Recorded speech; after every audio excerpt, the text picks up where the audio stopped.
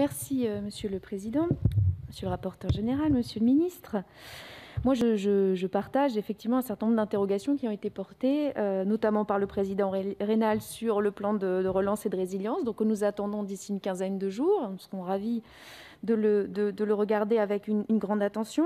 Je partage également les interrogations, voire les inquiétudes du rapporteur général sur la question du respect de nos engagements climatiques, parce que à la lecture, non pas du document, bien entendu, puisque nous ne l'avons que depuis quelques heures, mais des articles de presse, puisque par contre la presse a eu écho de ce programme de stabilité, on n'est plus que légitime à s'interroger et à s'inquiéter sur la capacité de la France à respecter ses engagements climatiques et sur sa capacité à financer le simple respect de ces engagements.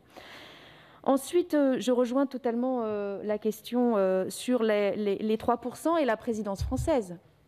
C'est vrai que mon étonnement a été grand quand, après la lecture du même article du Monde qui disait que la présidence française l'un des objectifs de la présidence française de l'Union européenne, c'était de militer pour que cette règle des 3% puisse être revue très, très profondément.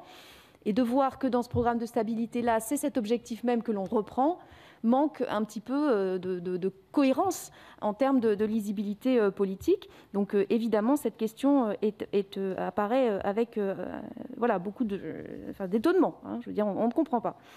Après, la question que je me pose, évidemment, c'est aussi la question de ce programme de stabilité. Comment faire en sorte de ne pas reconduire les erreurs du passé, c'est-à-dire de se lancer très vite, trop vite, dans une politique qui finalement est un programme austéritaire.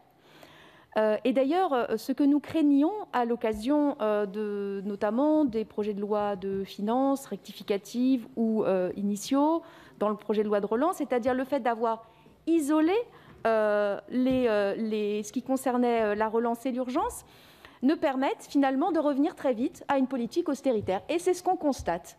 On a isolé tout ça pour pouvoir continuer, business as usual, de la baisse des dépenses publiques et la plupart du temps, évidemment, de la baisse des dépenses publiques qui viennent protéger les Françaises et les Français et qui viennent financer les services publics. Donc, évidemment, ces questions nous interrogent. Plus 0,7% de dépenses en volume, où allez-vous couper? Assurance chômage, bien entendu. C'est certainement ça votre projet. Alors, allez-vous aller encore plus loin?